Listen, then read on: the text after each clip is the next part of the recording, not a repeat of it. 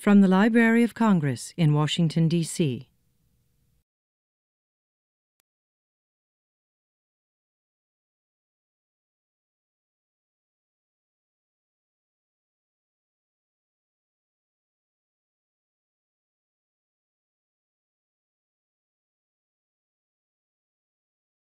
Good afternoon, ladies and gentlemen, and welcome to the African and Middle East Division of the Library of Congress and to the Conversations with Africa Poets and Writers lecture series with our award-winning author, Okwiri Oduor.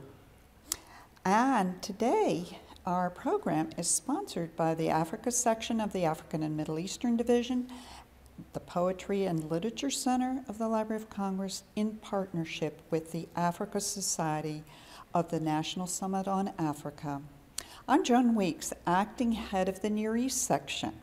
On behalf of all my colleagues, and in particular Dr. Mary Jane Deeb, chief of the division, who couldn't be with us today, I'd like to extend a very warm welcome to everyone.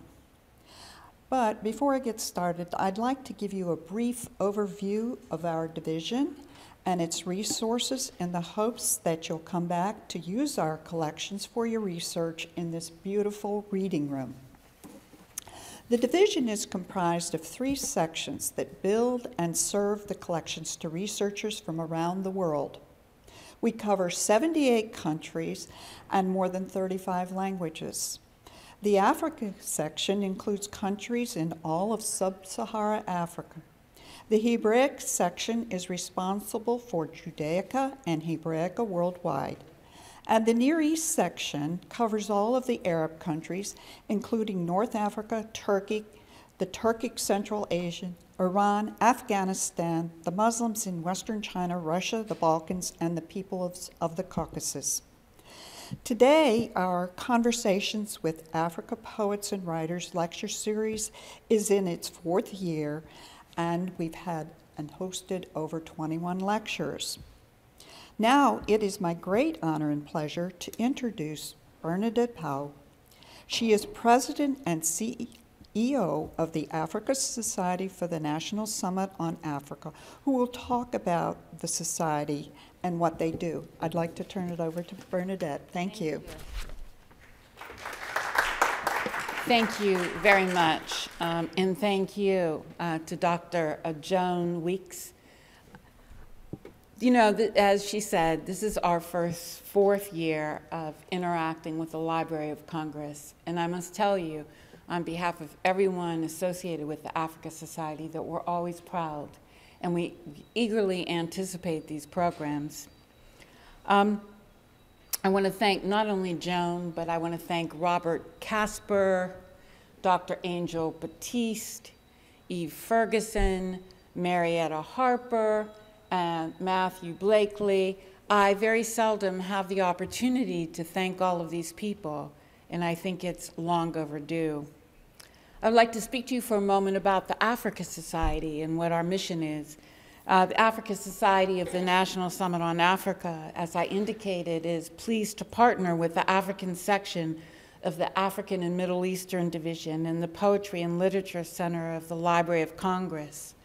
In our view, it's a perfect marriage, for we are both committed to providing a platform for African literary figures that is accessible to people throughout the world who, but for this program, would not have this opportunity. You know, it's very timely because many great luminaries we've had the pleasure of hosting. We started with Chinua Achebe, the famous Nigerian author. And the person who launched our series is Professor Ali Mazrui, and they're no longer with us. And I know that both of them would be so very proud that we've continued our work and that we're hosting people like Okwiri today, who happens to be the 2nd Caine Prize winner in a row that we've featured at the Library of Congress.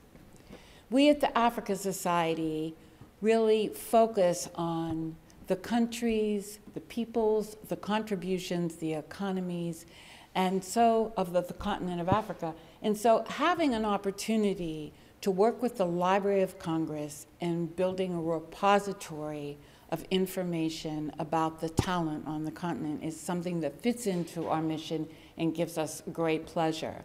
I would also like to acknowledge my right arm, Patricia Bain, who is our director of programs, who's from Uganda, as many of our staff people at the African Society represent African nations. And now I have the pleasure of calling on my colleague, Robert Casper, who's been really an integral part of this program for a very long time. Robert. As she said, my name is Rob Casper. I'm the head of the Poetry and Literature Center here at the Library of Congress, and we are proud partners in this series. Before we begin, let me ask you to do what I'm going to do, which is to make sure your cell phones and other electronic devices are turned off so they don't interfere with the recording of this event. I also want to say that this program is being recorded for future webcast, and if you choose to participate in the question and answer session, you give us permission for future use of the recording. And let me tell you a little bit about the Poetry and Literature Center here at the Library of Congress. We are home to the Poet Laureate Consultant in Poetry, and we put on some 40 programs like this throughout the year. To learn more about the Poetry and Literature Center and our programs, you can visit our website, www.loc.gov/poetry. You can also find out more about the library's African and Middle Eastern Division and view webcasts from our series at their website, www.loc.gov/rr/Ahmed. And now let me tell you a little bit about this program. Okwiri Oduor will read from her Caine Prize-winning story, My Father's Head, and will participate in a moderated discussion with Ahmed Area Specialist Eve Ferguson. We will have time at the end of the event for questions, and we also have copies of the Gonjan Pin and Other Stories, the Caine Prize for African Writing anthology for sale. It includes Okwiri's story. So we hope you pick it up. We hope you have her sign her winning story. Speaking of Miss Oduor, let me tell you a little bit about her. She is a 25-year-old Kenyan who studied law but switched to writing, thankfully. As the Caine Prize winner, Miss Oduor has had the opportunity to spend a month as a writer-in-residence at the Landon Center for Poetics and Social Practice at Georgetown University.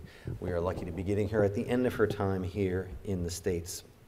She was also invited to take part in literary festivals in her hometown of Nairobi, Kenya, in Cape Town, and in Nigeria.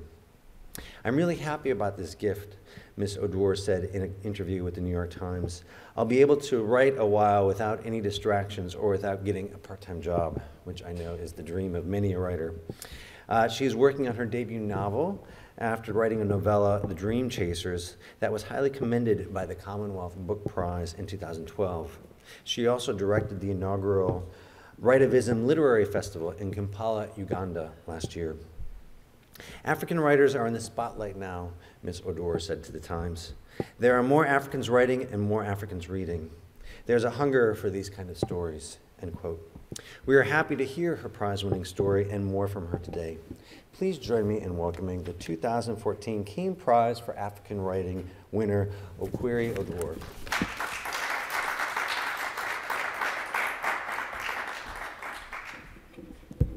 Thank you.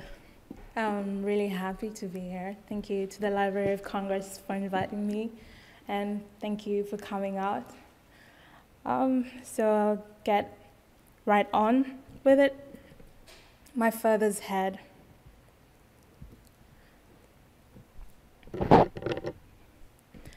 I had meant to summon my father only long enough to see what his head looked like. But now he was here and I did not know how to send him back. It all started the Thursday that Father Ignatius came from Immaculate Conception in Kitgum. The old women wore their Sunday frocks and the old men plucked garlands of bougainvillea from the fence and stuck them in their breast pockets. One old man would not leave the dormitory because he could not find his shikwarusi, and when I coaxed and badgered, he patted his hair and said, "My God, do you want the priest from Uganda to think that I look like this every day?" I arranged chairs in the yard, beneath the avocado tree, and the old people sat down and practiced their smiles. A few people who did not live at the old people's home came as well, like the woman who hawked candy in the stagecoach bus to Mathare North, and the man whose one-roomed house was a kindergarten in the daytime and a brothel in the evening, and the woman whose illicit brew had blinded 5 people in January. Father Ignatius came riding on the back of a boda boda, and after everyone had dropped a coin in his hat, he gave the boda boda man 50 shillings, and the boda boda man said, "Praise God," and rode back the way he had come.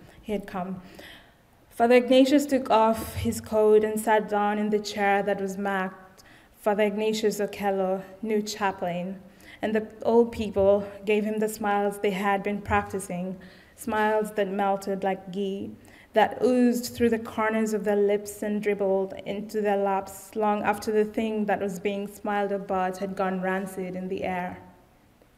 Father Ignatius said, "The Lord be with you." And the people said, "And also with you." And then they prayed and they sang, and they dipped bread slices in tea. And when the drops fell on the calves of their woolen sweaters, they sucked at them with their steamy cinnamon tongues. Father Ignatius' maiden sermon was about love. Love your neighbor as you love yourself, that kind of self-deprecating thing. The old people had little use for love. And although they gave Father Ignatius an ingratiating smile, what they really wanted to know was what type of place Kitgum was, and if it was true that Bagisu people were savage cannibals. What I wanted to know was what type of person Father Ignatius thought he was, instructing others to distribute the love like this or like that, as though one could measure love on weights, pack it inside glass jars and place it on shelves for the neighbors to pick as they pleased. As though one could look at it and say, "Now see, I have 10 loves in total. Let me save 3 for my country and give all the rest to my neighbors."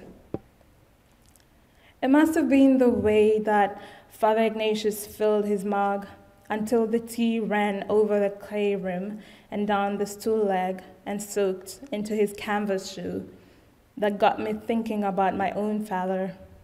One moment, I was listening to tales of a Charlie valor, and the next, I was stringing together images of my father, making his limbs move and his lips spew words, so that in the end, he was a marionette, and my memories of him were only scenes in a theatrical display. Even as I showed Father Ignatius to his chambers, cleared the table, put the chairs back inside, took my purse, and dragged myself to Odeon to get a matatu to town, I thought about the millet-colored freckle in my father's eye, and the 50-cent coins he always forgot in his coat pocket, and the way each Sunday morning men knocked on our front door and said things like, "Johnson, there is no time to put on clothes even, just come the way you are. The maid gave birth in the night and flushed the baby down the toilet." Every day after work, I bought an ear of street roasted maize and chewed it one kernel at a time. And when I reached the house, I wriggled out of the muslin dress and wore dungarees and drank a cup of masala chai. Then I carried my father's toolbox to the bathroom.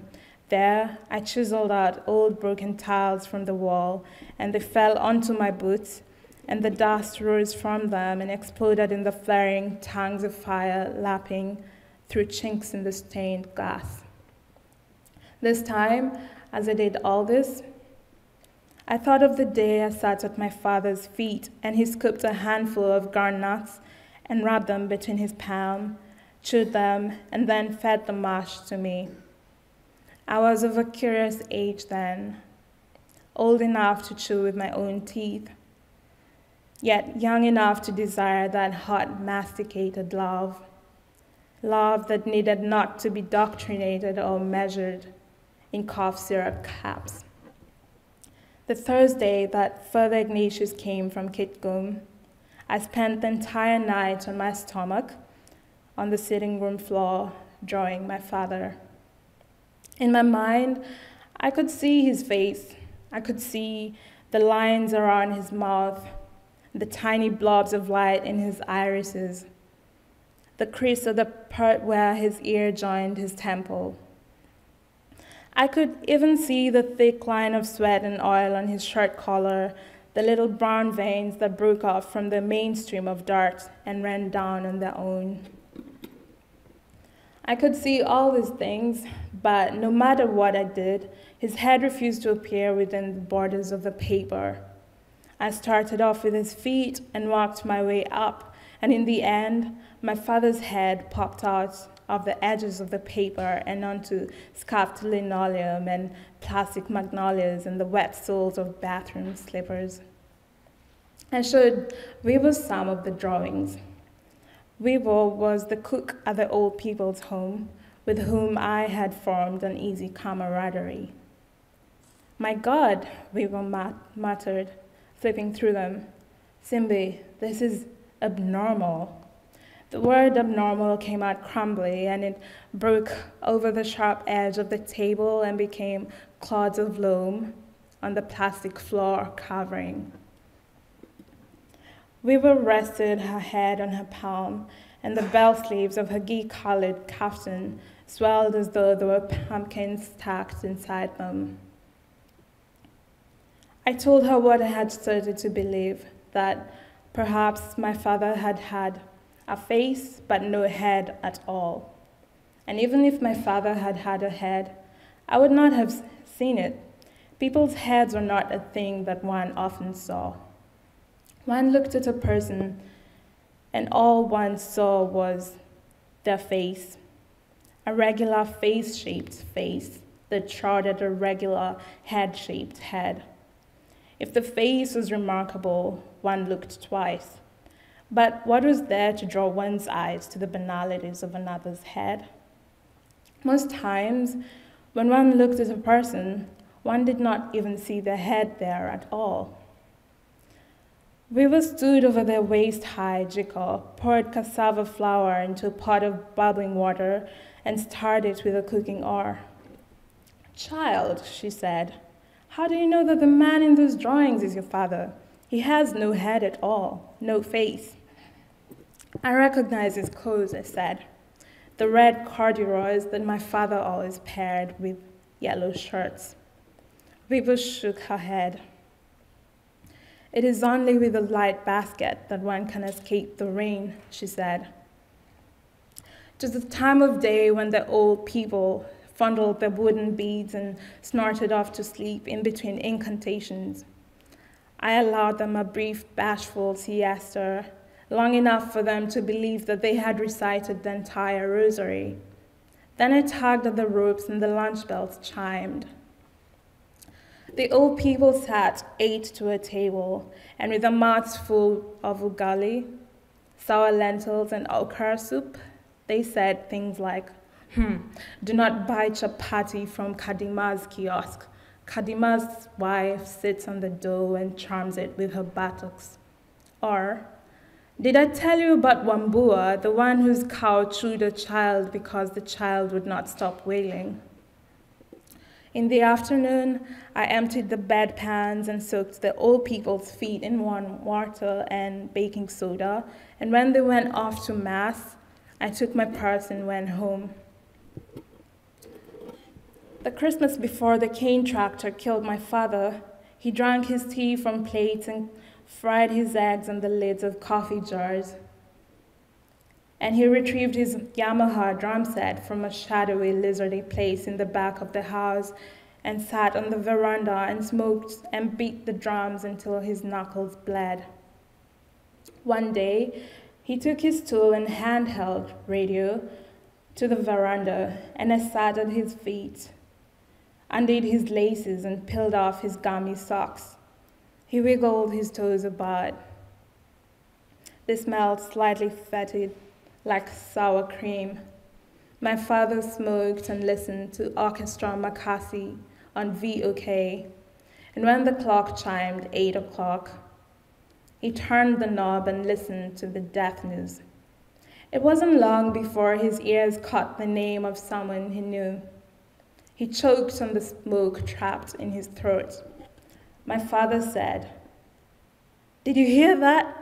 Sospita has gone. Sospita, the son of Milka, who taught agriculture in Mirere Secondary School. My God, I'm telling you. Everyone is going. Even me, you shall soon hear me on the death news." I brought him his evening cup of tea.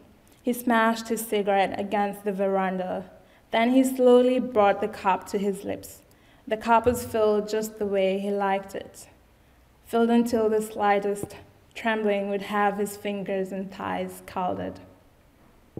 My father took a sip of his tea and said, "Sospita was like a brother to me. Why did I have to learn of his death like this over the radio?" Later, my father lay on the fold-away sofa, and I sat on the stool watching him, afraid that if I looked away, he would go too. It was the first time that I imagined his death, the first time that I mourned. And yet it was not my father I was mourning.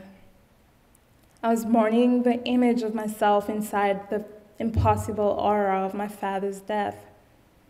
I was imagining what it would be like. The death news would say that my father had drowned in a cesspit, and people would stare at me as though I was a monitor lizard caught in the street. I imagined that I would be wearing my green dress when I got the news, the one with red gardenias embroidered in its bodice, and people would come and pat my shoulder and give me warm Coca-Cola in plastic cups and say, "I put my sorrow in a basket and brought it here as soon as I heard. How else will your father's spirit know that I am innocent of his death?" Weber said to me, "Everyone has a head behind their face. Some people show that's easy. They turn their backs on you and their head is all you can see. Your father was a good man, and good men never show you their heads. They show you their faces." Perhaps that was true. See, even the day my father's people telephoned to say that a Caine tractor had flattened him on the road to Shibale, no one said a thing about having seen his head. They described the rest of his body with a measured delicacy, how his legs were strewn across the road, sticky and shiny with fresh tar, and how one foot remained inside his tire sandal, pounding the pedal of his bicycle, and how cane juice filled his mouth and soaked the collar of his polyester shirt, and how his face had a mindless yet patient serenity, even as his eyes burst out and rolled in the rain puddles. And instead of weeping right away when they said all these things to me, I had wondered if my father really came from a long line of Wami, and if his people would bury him seated in his grave with a string of royal cowries round his neck. Think I should stop there. Thank you very much, Okwiri. That was beautiful. I understand you have been accepted into school here in the United States. You want to tell us a little bit about that before we go on with the questions? No. No? Okay. No, okay. I was accepted into the University of Iowa, the Iowa Writers Workshop for an MFA in creative writing. But, yeah, thank you. You're welcome.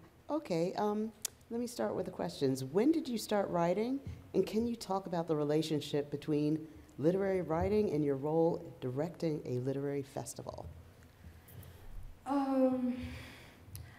I feel like I always give a cliche answer to this question, you know, like, when did you start writing? Every writer claims to have started in their childhood, but it's kind of true. I used to write these little storybooks for my brothers. Yeah, when we were kids, and I'd make up stories and draw pictures in them. So it was a bit of a graphic novel kind of thing, and those are really fun to do. And I graduated from that into writing compositions in school, and just kept going. But my role as a literary event organizer, well, people ask me what else I do apart from writing. Maybe I should start telling them that because it makes me sound important, but no, not really. I haven't done that in about 2 years. I just directed the inaugural Writivism Festival in Kampala, which was 2 years ago. Well, it taught me a lot. It taught me to respect the boundaries that exist between writers and other people who love writing and do things for writing but are not writers. So people who run festivals, people who market books, people who publish, and how all these people come together for the benefit of the writer and the mutual relationships that exist between them.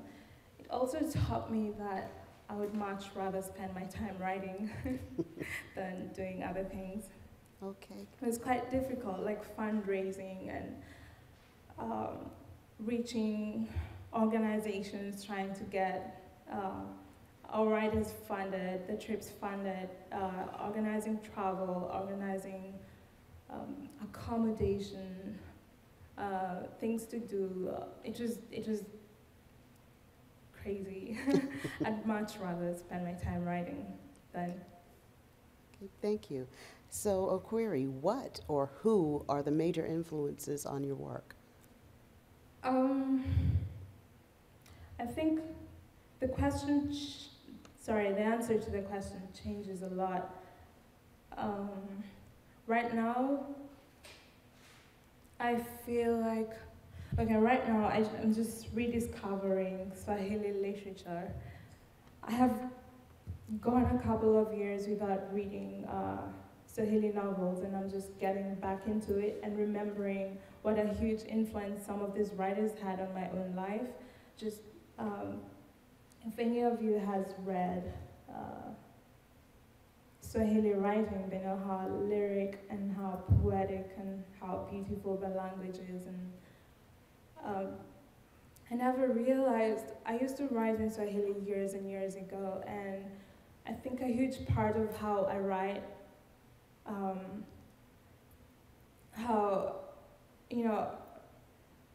I feel like I owe it to that background, But apart from that, there's different influences for different parts of my journey into being a writer. So I came into writing through reading, and so the influences are the people I met as a young reader. So right from when I was very young, I read Enid Blyton books. I don't know, the other day, a friend and I were asking our American friends if they knew Enid Blyton, and no one seemed to have an idea. And we were scandalized because that's all we read at home.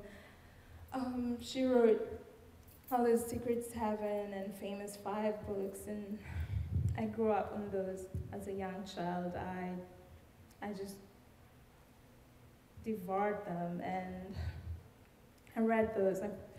They were very instrumental in introducing me to a love of reading. And then after that, when I read the classics, I remember reading Shakespeare's Merchant of Venice and feeling very strange because I felt like I had read it before, and like I had had a previous life, because I had never read it, but I felt like I knew the story already, and it was a very strange feeling. And I've taken it with me through, so reading the classics, reading Jane Austen, reading, and then moving on to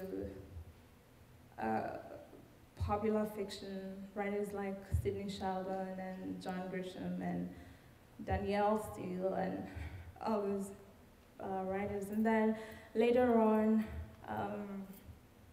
I came across, I was just talking about Edwidge Danticat. I came across her book, Creek Rock, and I feel like it changed my life.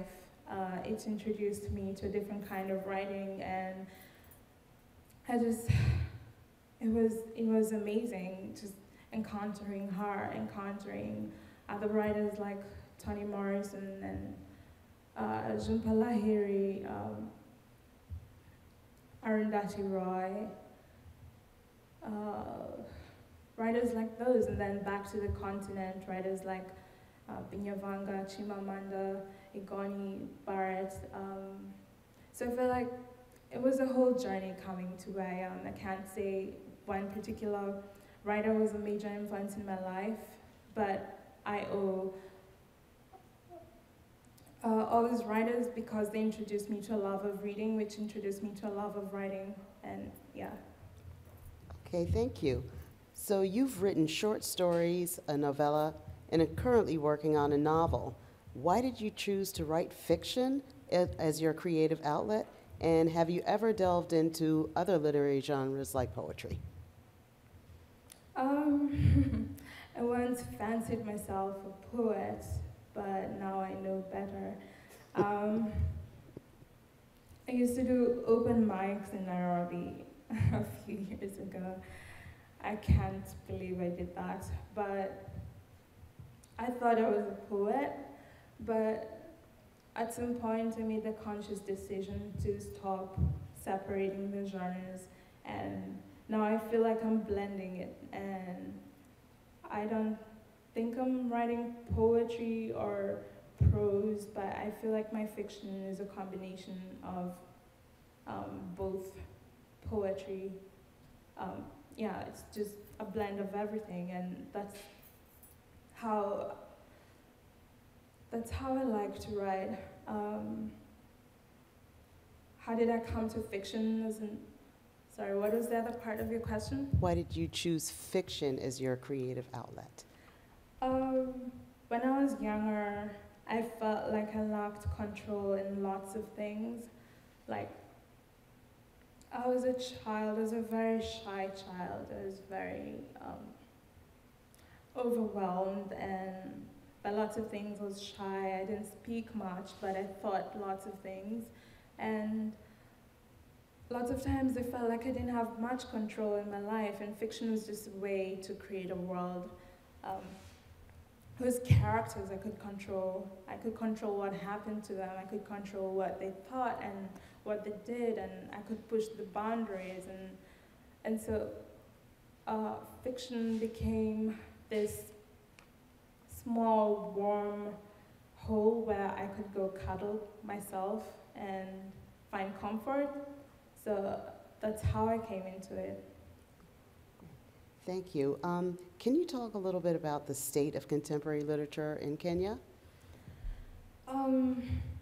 It's a very big question.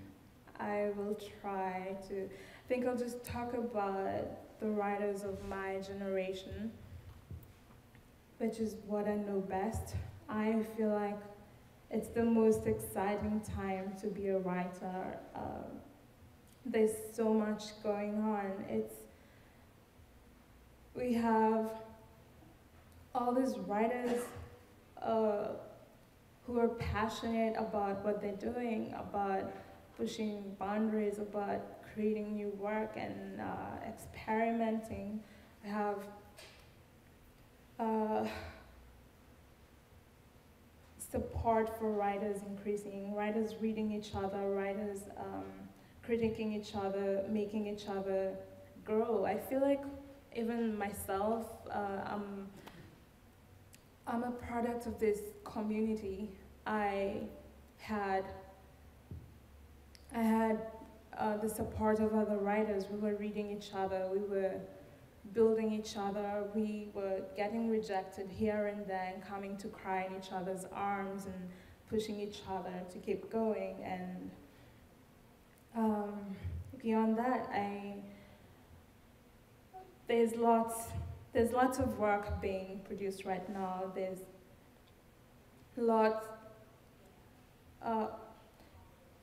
beyond the work that's being produced, there's lots of work being consumed, and there's a hunger for it. And also, the publishing is growing. Young writers are not looking to place their works in the West anymore. There's lots of places at home, places like Kwani and Short Story Day Africa, which is doing amazing work. They first published my story before it won the Caine Prize. It was first published with Short Story Day Africa. There's Proof Rock in South Africa. There's Omenana in Nigeria, which publishes speculative fiction. There's Saraba, Kalahari Review, Munyari Review. There's so many places that's publishing work by writers, and it's really exciting. And I know, for example, Jalada, which is a collective I'm a part of, just sent a call out for its fourth anthology. We just had an Afrofutures anthology, and now we're doing one on language, and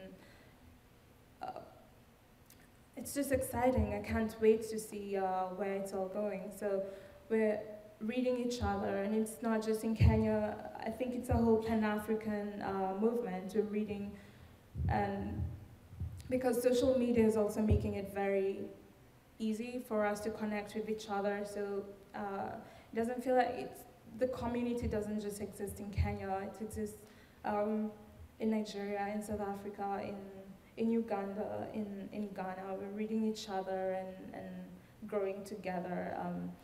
I know Writivism, which I directed in 2013, has grown a lot since then. It has workshops in Kenya and in Nairobi and Dar es Salaam and in Lagos and in even in Botswana, other African cities, and bringing African writers together and doing all the work.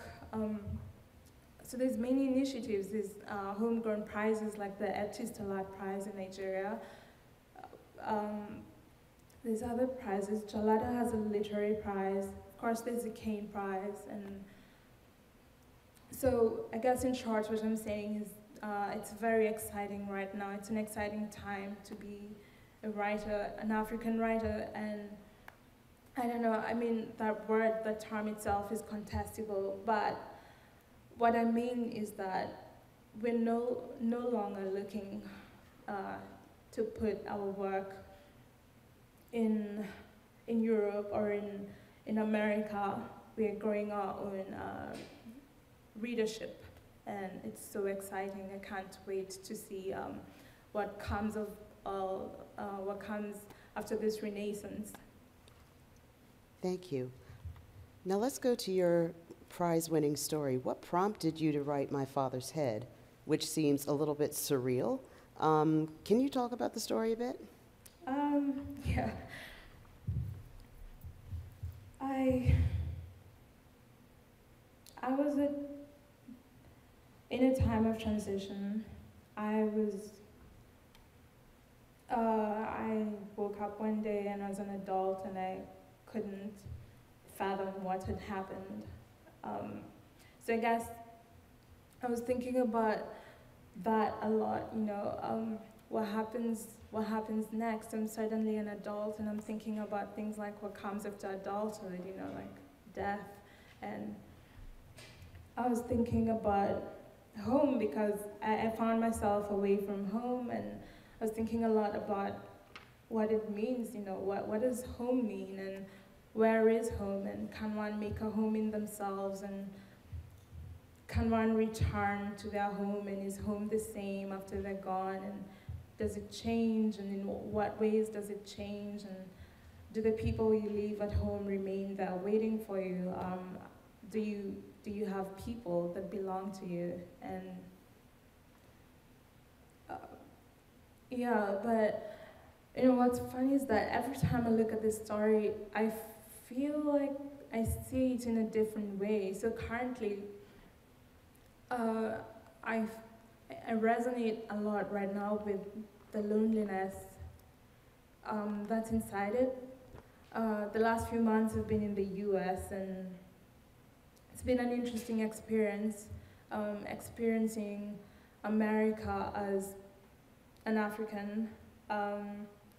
There's many ways, well, I'm still coming to terms with many things, but one of those is this loneliness that you feel. You know, you go back home to yourself, and in a way everyone does that. And in the story, the old people who go home to themselves, they live together, but they're all very lonely. The character who goes home to herself, and just thinking about loneliness, and beyond the loneliness, I think I'm also drawn to the relativity of reality, what you're talking about as surreal.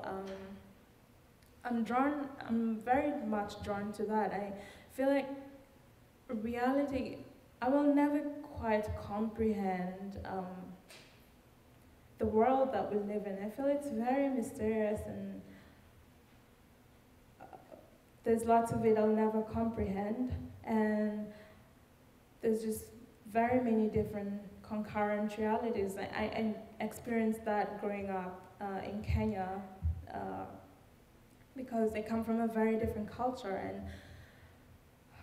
and yeah, so trying to understand how reality can be perceived differently through different eyes, and the story has that as well, like the father who has a very different reality, comes back from the dead,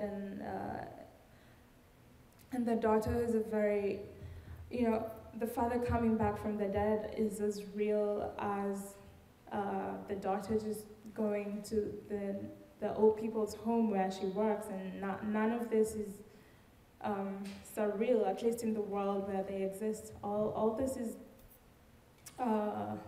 what shall I call it? Realism within the world that it exists. And also come from a place where this is not magic realism, but realism. I mean, magic realism is what you would call it as an outsider looking in, but for people who have these fantastic lives that they're living, it's the reality. And so I guess what I'm trying to say is that reality is very relative, and I'm very drawn to that as in my fiction. So not just in this story, but even in the novel that I'm working on. Yeah. Okay, I can honestly say, and I don't know if other people in this audience have experienced the loss of their father, but it really does ring very true to the feelings that one has when they experience that. So coming to my last question for you before we open it up to the audience, how do you see the future for African and African diaspora writers, and what steps need to be taken to broaden the relationship or the readership of African literature to the international community? I know that you said that your young African writers no longer write specifically for that audience, but how do you feel that the works that are written to speak to other Africans are perceived by the international community? Well, I could start answering that by giving you my wish list of what I hope happens. I hope to have more art taught in schools. I hope for more interactions between Africans and the diaspora, you know, the Caribbean and African Americans, and I hope for more exchanges between Africans themselves. You know, I hate that if I want to go to school in South Africa or in Ghana or in Tanzania, I have to pay the same fees that a European or an American has to.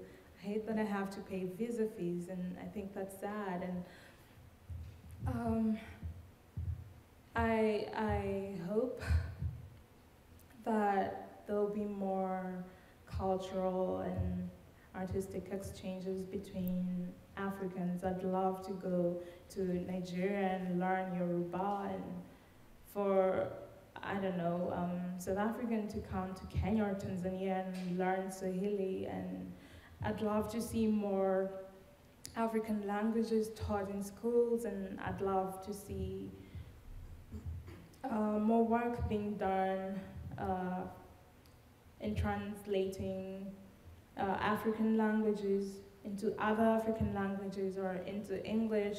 I'd love to see more exchanges between Anglophone and Lusophone and Francophone Africa. I'd love to see more people writing in Swahili and Yoruba and Lingala and Zulu and, you know, Luganda, Sukuma, all these African languages. And I think all of these things, I'd love to see more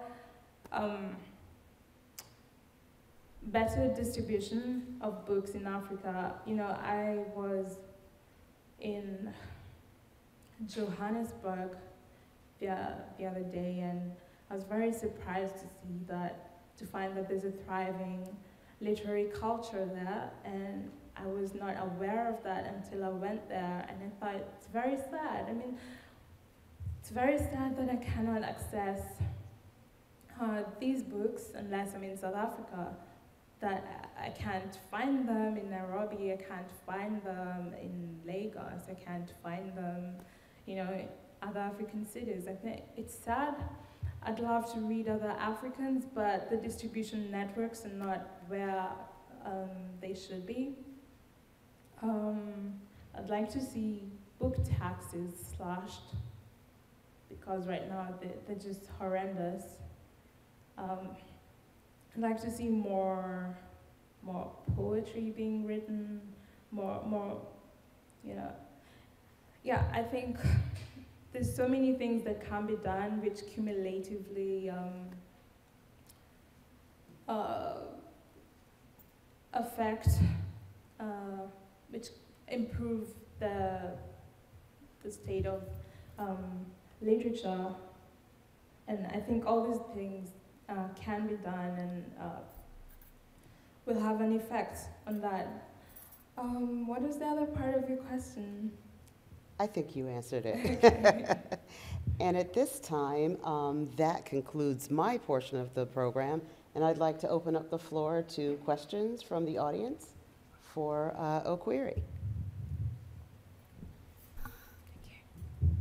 I have a general question, a specific question. I'll stick to the specific question.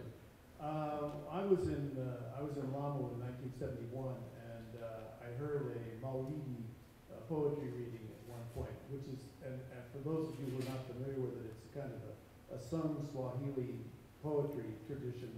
Usually, well, in the case of when I was there, it was harmonium. And I wonder what has happened to that. Is that still extant? Is that still being done? Are there people, at least along the coast in the Swahili coastal communities from Mogadishu all the way down to Mozambique, is that still happening? I really hope that's still happening. I think I've heard of the Maulidi Festival. I'm not sure, actually. I really can't tell you for sure. Which I think is sad, because that's another thing on my wish list. I'd love to travel much more within African countries and attend more festivals. I'm not sure about that. Unfortunately, I can't answer you.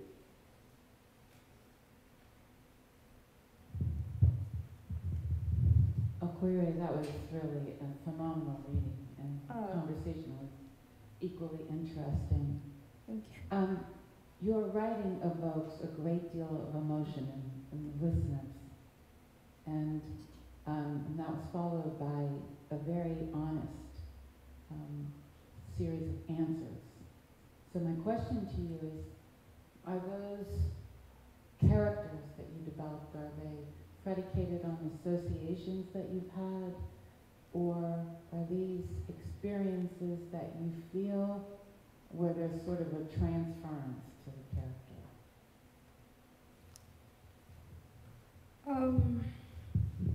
Well, to the extent that an artist can't create art from without themselves, they have to create what's within themselves. So I guess the characters in that sense are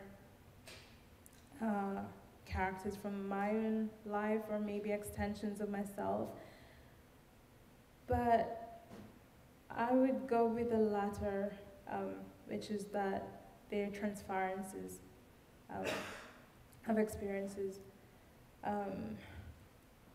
For example, in my father's head, I'd just been working between Somalia and the northeastern part of Kenya right before the Kenyan incursion into Somalia. Kenya sent its troops into Somalia, and we're seeing the repercussions. They're still being felt today. And unfortunate events. So I was so far away from home, and it made me think a lot about what does home mean, and is home where we make it. So seeing as I was on the road and doing all these things and meeting death in many forms, it made me think a lot about the meaning of home. So in that way, as experiences really transfer into my work.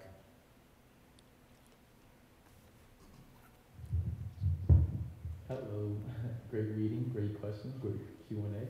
You mentioned Edwidge Danticat as one of your literary influences. What are some of the literary techniques that you may have been influenced by her as well? I don't know about techniques specifically, but what I think I learned from her was how to use emotions, and also how to use silence to speak very loud words, and how the things that you withhold are the things that speak the loudest words. Also just how she layers and textures her novels, and the colors, it's just a very enriching experience. I don't have words to explain what it feels like to read her. I would love to meet her someday. Yeah, so I learned not technique specifically, but art, I guess.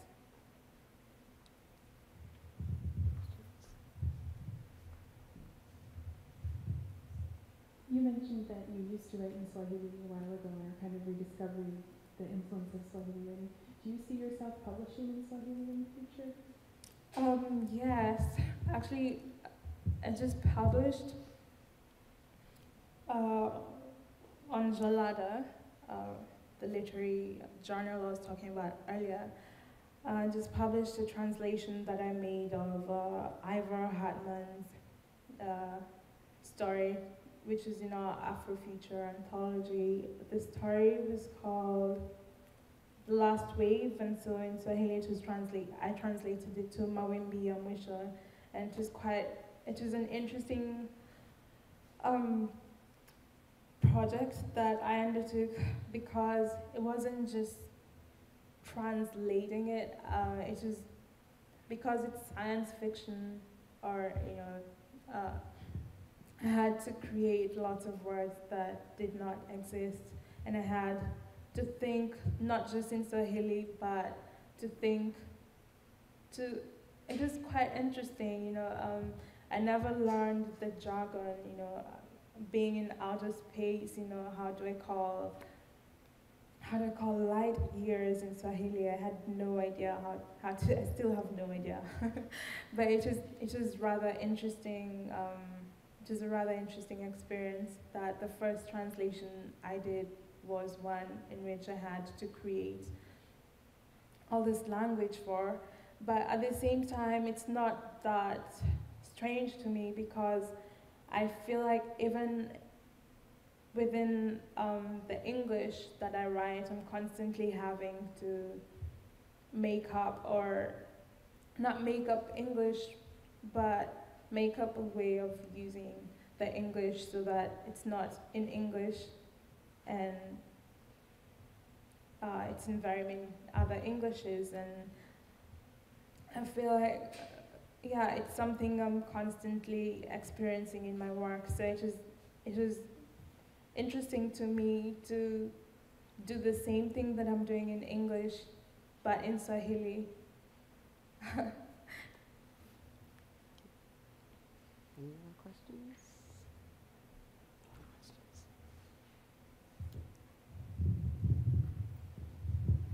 Hey, Okwiri. Hi, Tope. Wonderful to have you here.